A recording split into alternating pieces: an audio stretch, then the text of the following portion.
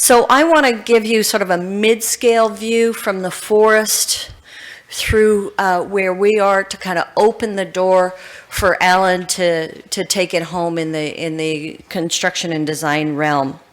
So we've already had our little look at the Ellen MacArthur Foundation. I call it the butterfly diagram. So your green stream, and which is the renewables, and your blue stream, which is the recyclables, the mine and reuse, grow and use.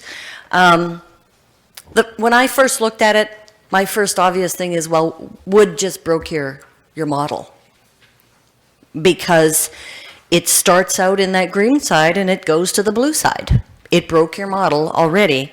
So I employed a person who could make some nice, pretty little diagrams there, and we made a brown cycle, where obviously in that brown world, the product, the logs are going to go into that primary manufacturer, maybe go through a secondary manufacturer if you're doing engineered wood.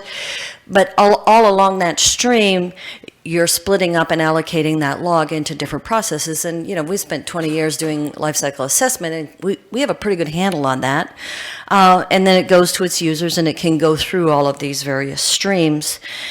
But what I found is that in order for me to make sense of it, I kind of had to go back to the way that I initially conceptualized it, which was as these various components of work that we do.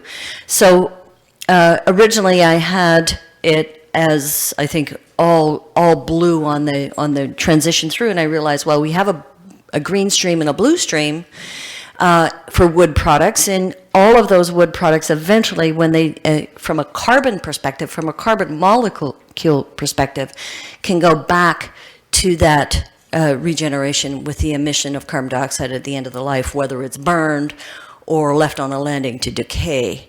You're going to have that carbon emission that will eventually go back.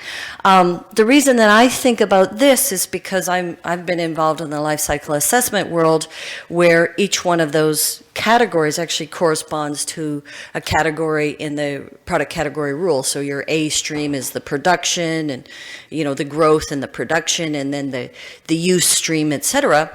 And the other thing that struck me is there's a heck of a long time. There's a really large temporal component to this, so the longevity of products matters, and how we start to think about that and frame that both as research questions and as accounting questions are part of what I hope is going to be a really fruitful discussion here. Most of the work that, most of the work that we've done in Quorum is really focused on those first two, the looking at forestry, sustainable forestry, what's the life cycle of that, looking at our manufacturing, gathering the data there, and a little bit where we've done some comparative analysis in the built environment. We really haven't looked at reuse or remanufacture to any great extent. And the folks that I was hoping that could come and talk about, you know, the research around demolition and waste weren't able to make it. We have a few other folks in the room that are here in that reuse category. I don't really know their background, but we're going to find out at the end of the day. So just as a recap, when we think about forestry, obviously the log that's going to the mill is the product that gets turned into the 2x4, which eventually gets turned into the engineered wood product, or it gets turned into paper, or it gets turned into whatever. It's coming off the land, and what's left behind is either a waste or an opportunity to reuse. In these two examples, so on the right-hand side of the graph are some forest residues. This was a project I had done looking at recovering forest residue for energy.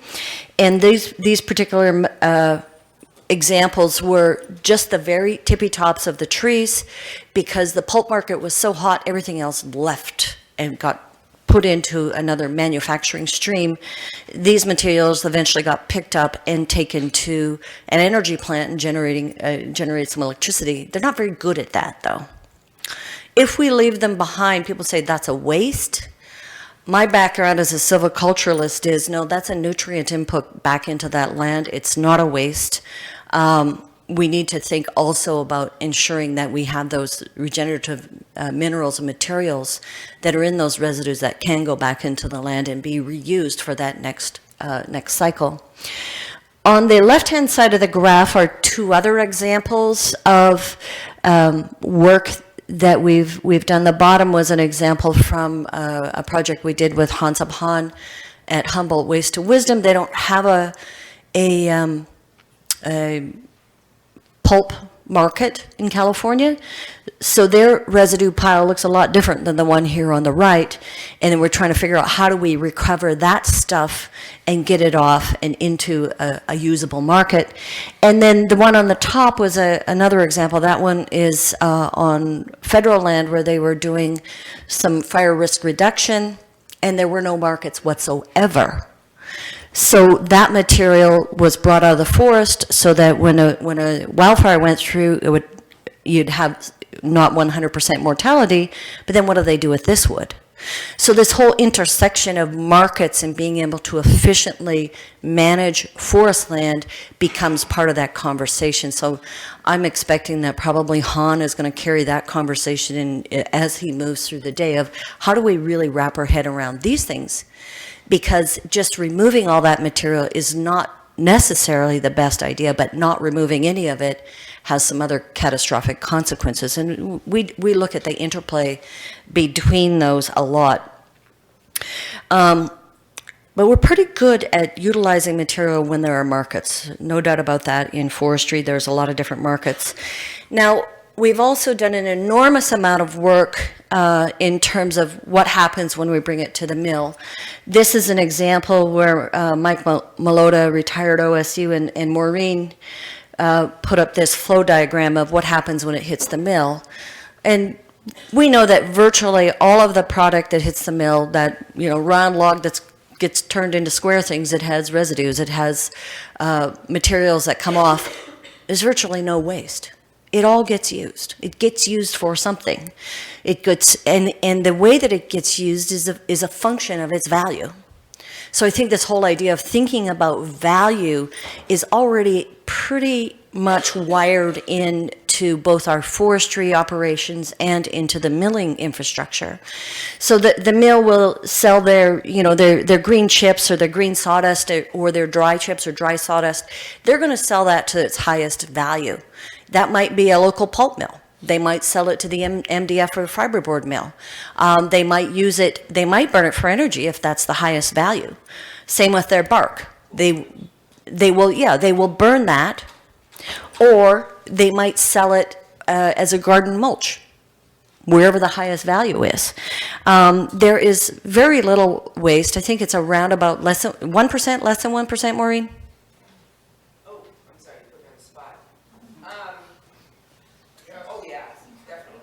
Less than 1%. So that actually leaves the boundary of waste, yes. Less than 1%. It's usually the stuff that's, out there in the log yard and it's mixed with mud. So we actually have, I think, a pretty good concept of how to think about these waste and recovery and value allocation. I just did some work in the Pacific Northwest, sort of a questionnaire sampling survey of operators here in the Pacific Northwest. And what was interesting to me is even at that on the logging site, there was a clear allocation of value. The highest quality saw logs didn't actually go to the domestic market, they were exported. The value was 2 or 3 times higher, or whatever the number was. It was way more efficient to send those overseas. Our operations actually, in the domestic market, we're taking the sort of the second log or the smaller, lower value log, and then it would go down the value chain. So we're actually pretty good at that. When it comes to the wood products, I don't know how good we are at that. That's something that we haven't had a lot of experience on, so I'm hoping that there are people in this room that do have that experience. But I thought it was interesting. I did some Google, give me wood products, give me whatever, and you get all of this array of products. And there's more. I mean, there's hundreds, literally hundreds and hundreds and hundreds of products. And so for us to be able to wrap our heads around each one of them, I mean, that's a lifetime's work for all of us, and 4 or 5 or a dozen more rooms with this many people in it.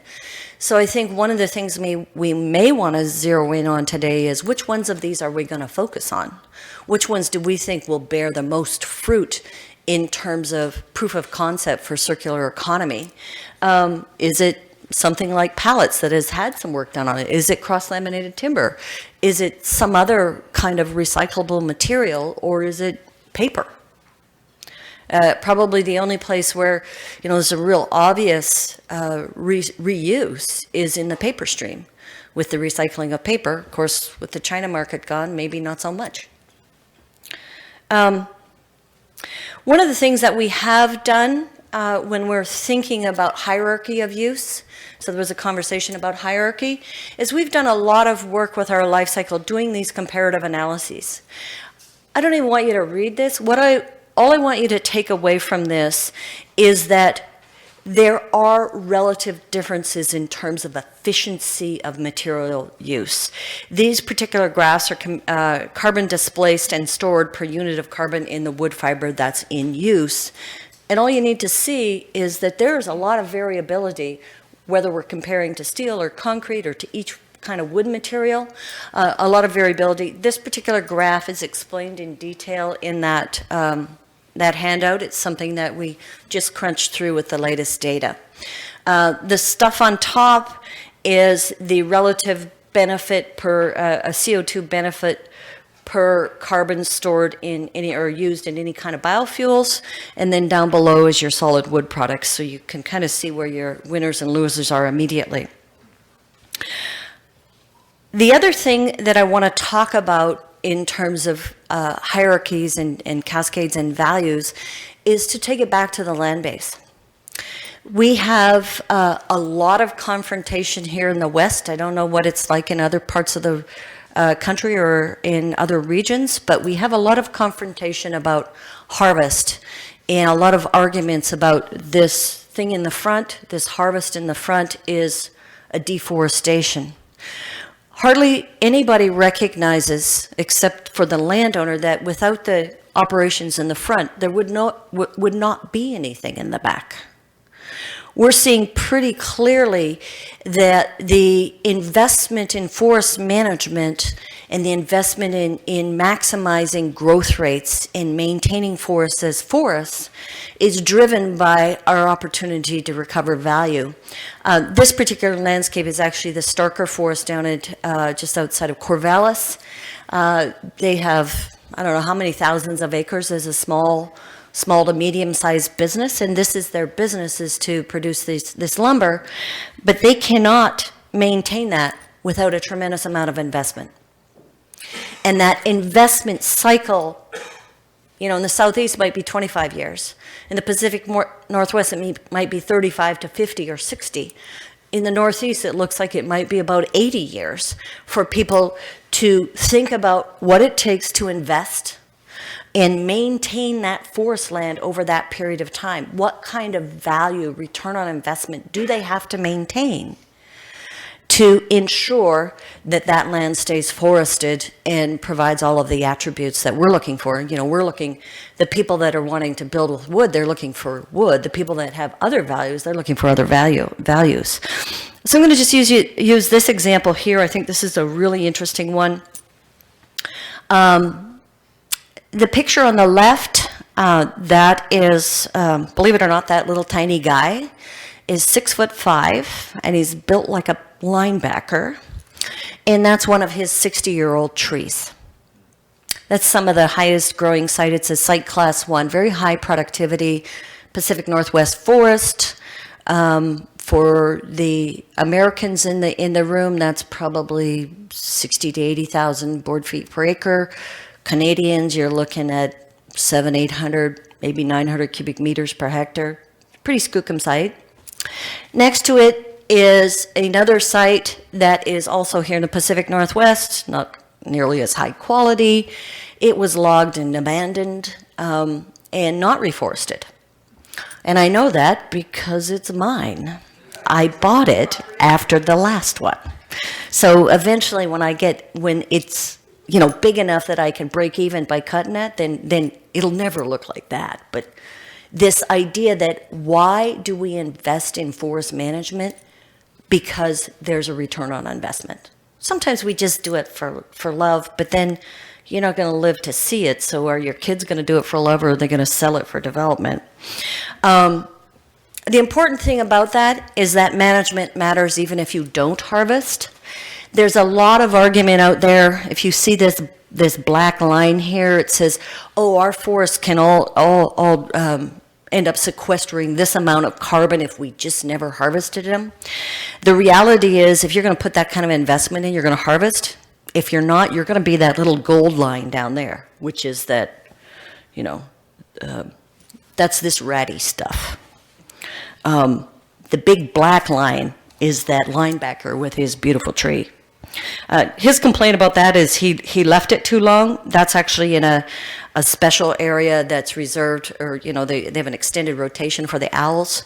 He can barely give that tree away. It's too big. The mills can't cut it. It's got too many big knots. He's going to send it to China as a China log because there isn't a facility that can actually use that big wood. So there's this tension between let's grow them longer, let's do all this stuff on the landscape, forgetting that we have an entire cycle to start to think about this.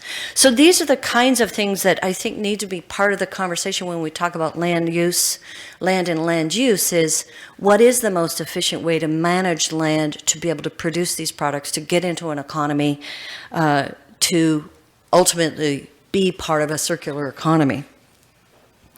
The next thing I want to talk about is that land and land use issue. There's a lot of commentary out there, at least in the circles I run in, that look at land, forest land is, well, any kind of forest management is better than a parking lot or development. And what we're seeing, I think, is this incredible tension between development pressure and land use as forestry. As an example here in the state, I think the land value near some of our rapidly developing areas is maybe $20,000 an acre. Well, your asset value when you think of growing in trees for 40 or 50 years might be $1,500. It's kind of a no-brainer where that land is going to go to if there are no markets, or if there's an immense amount of development pressure, or an immense amount of pressure to not do management in a way that is efficient for that operator. We've done some work. This work is about a decade old, little over a decade old, where we looked at land use change here in Washington State. And there's two people in this room that did that. That's Ara, you were part of this, I think, and Luke were part of this. And I think Bruce was the head honcho. But essentially, they predicted a rate of 1% per year loss in forest land due to development pressure. I did a preliminary FIA analysis. Looks like it might be 1.1%, and I think Luke, by the end of the year, is going to have a pretty good handle on what is that development pressure doing in terms of the change, the conversion of forest land to non-forest land to development, because then you're losing some of your production capability. Here's an example for people that aren't familiar with the state. This is Washington State. Seattle is smack dab in the middle of that circle.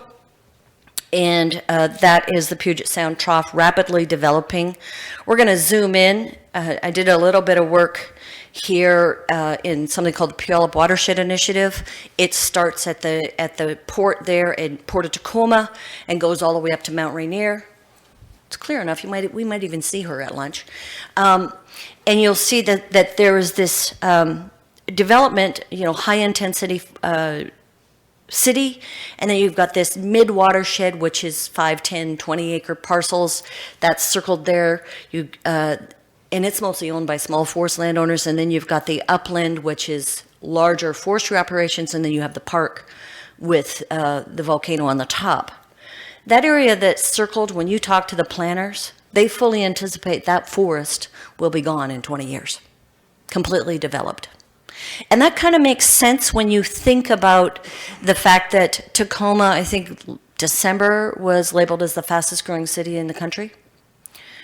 Tremendous development pressure, mostly because people can't afford to live in Seattle. Like, who was it that said, oh, it was Vancouver, said he had to live in his van. I mean, there's people living, they can't afford to live in Seattle, so they're commuting from Tacoma to Seattle, and there's a huge development pressure there. So that little piece, Maureen, you want to hold up my little string thing?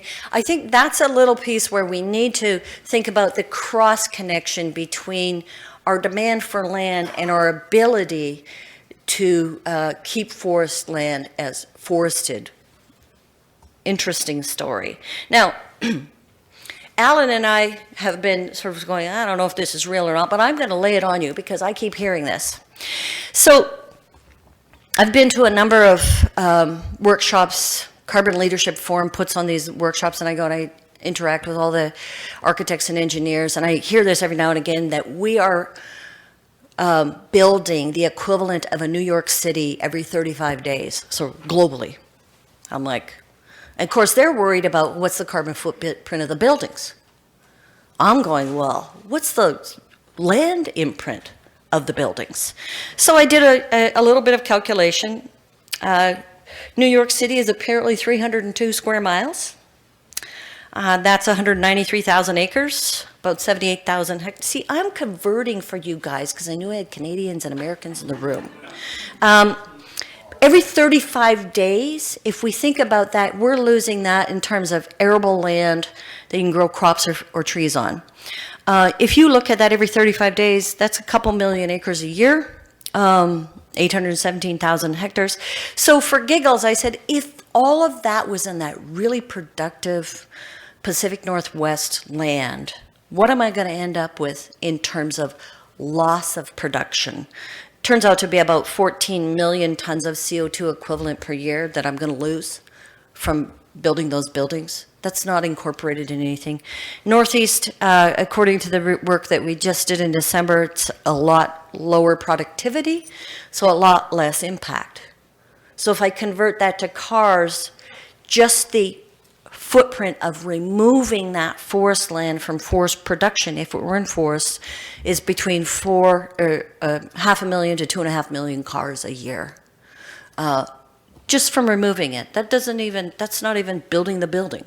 It's just removing it from production if in fact we're converting those forests to forest land. So that becomes a really critical part of the story. So setting that as a frame, I want to go back to this efficiency diagram. And I'm circling that one down at the bottom, and that's the one where we looked at a CLT wall versus a wall made with steel studs, plywood, and vinyl. We're doing this comparative analysis.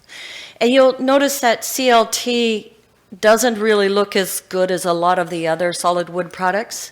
It's because it uses so much wood per square meter. So its relative trade-off, it doesn't look that good. And we're like, wow, this uses a lot of wood. It's not that efficient. Where is it efficient, though? And so when I think about this, and when I think about how we scale, how we look between scales, I look at this and I say, well, this is at the basis of a square meter. When you scale that up to a tall wood building, and here's my screen capture of all the tall wood buildings. Thank you, Michael Green, for your fanciest one.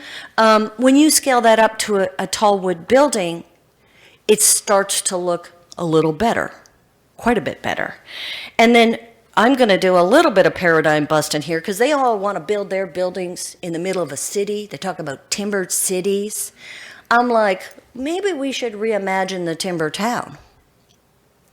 Because when we think about sprawl, when we think about how do we think about development intentionally, maybe what we need is our timber towns with tall wood buildings and our nice circular road, our circular road and trees in between. And I swear the next time you see this, it's going to look all pretty. I'm going to get somebody to make it look pretty. But this idea that we could reimagine development using this technology, and suddenly all of those things starts to shift depending on the scale that you're looking at. And so to have those tools in our toolbox when we're talking about the use of wood and how we use it intelligently, my question is, could timber towns solve gridlock? this is Seattle on any given day.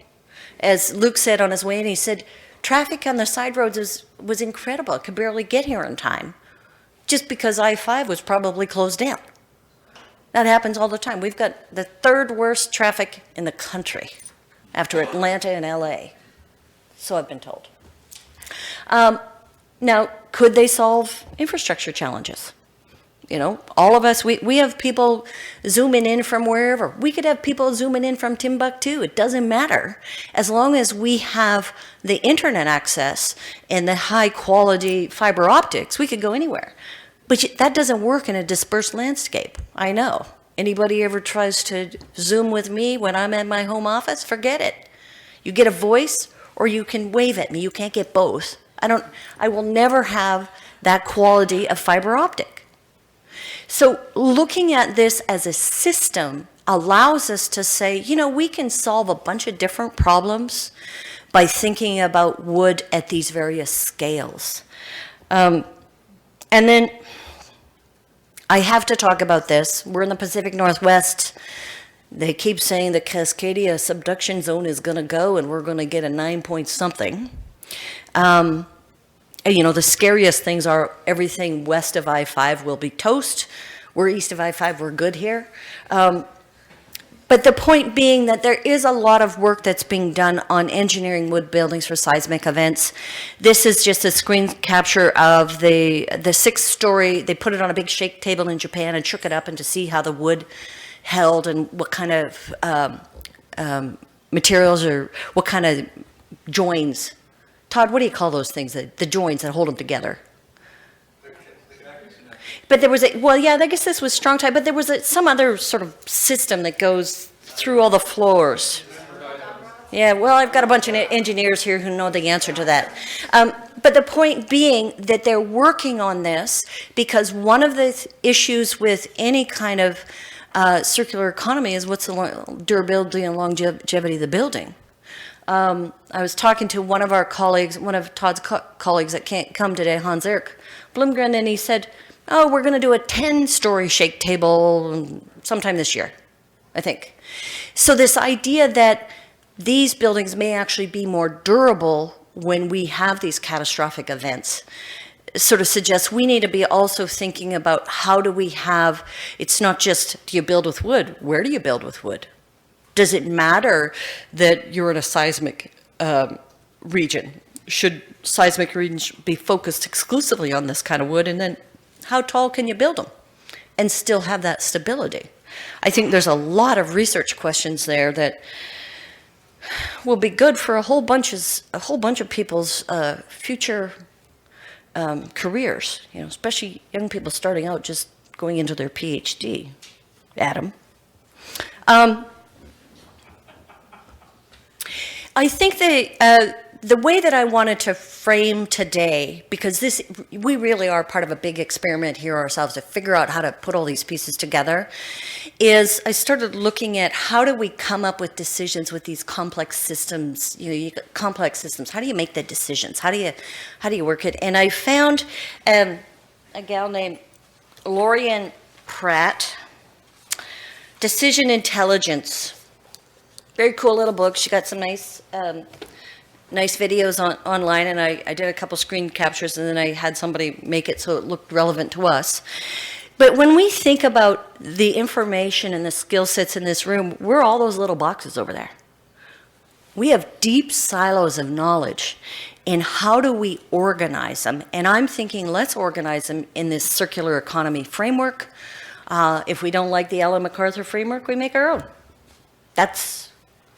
Why can't we bust that paradigm? Because we have more experience in wood in this room, North American wood, which is a primary producer, than probably most other places in the world. And I think when we do that, we're going to build those relationships here. So that invites my other little toy. I think right now, this is called a Hoberman sphere. Right now, we have all these little nodes of information. Each one of us has a really strong, we don't know how we're connected, but if you look at that sphere, when you expand it, you start to see those connections. at different scales, they're not going to be apparent. I think we might end up with a few arguments today. That's okay. You might be here when you're arguing. If you can move to a scale here, you're probably going to find a solution and then try to work backwards. That's my thought. We're going to dig deep. We're going to kind of find this solution. The other thing that I really liked about this lady, she named this decision intelligence. She's a person that's got her deep silo is artificial intelligence. And, so she's dealing with all these people who are thinking about computers and how you put all this stuff together, and they have 5 billion bits of data and no information. Because without a unifying principle, you don't have information, you just have data. I just have to talk to Luke, and he says, well, you have to do all these calculations to get information out of all his data. He's got a boatload of data, but how do we make those connections? And she's looked at all sorts of really complex, gnarly problems, and she says, essentially, there's only a couple decision levers at any one scale. There's only a few external factors that drive the outcomes. They drive these intermediate outcomes. There's a little bit of feedback in there, and then you'll get your outcome. The most efficient way to do it is start with a goal and work backwards. Because as you're working backwards, you're going to identify what these intermediates are, where the external factors are, and what decision levers you might be able to pull. And so at the end of the day, so after these presentations, then we're going to have the breakout sessions where people can noodle on all these ideas based on your questions and your interests. And then we're going to, in the afternoon, you're going to have an opportunity to stand up and get 3 minutes of just extemporaneous speaking of where you think those critical connections are. We're going to capture all that. And at the end of the day, we're going to start, and we're going to work backward. We have this flow diagram from end of life back to the beginning. We're going to start from the back and work to the beginning, keeping this model in mind to try to find where those levers are. Because I think at the end of that, we're going to end up coming out of this with, these are researchable projects at this scale. Here's another one at this scale. And here's how we're going to tie them together. That's really important. We have in Quorum done a lot of big research projects, multi-institutional, multi-partners, each looking at their own silo of information. And we always start out, oh, it's all going to be integrated. And I'll tell you, it's a struggle, because our tendency as scientists is to go into our silo and say, oh, isn't this the coolest thing? And yes, it is, but how is it connected? So that's what I'm hoping to accomplish today with this today and tomorrow, is to try to build those things and build in the integration before we start, and then, go off and start shaking the money trees to do the work, and come up with, I think, some really cool projects. Maybe we'll meet again in a year and say, how'd we do?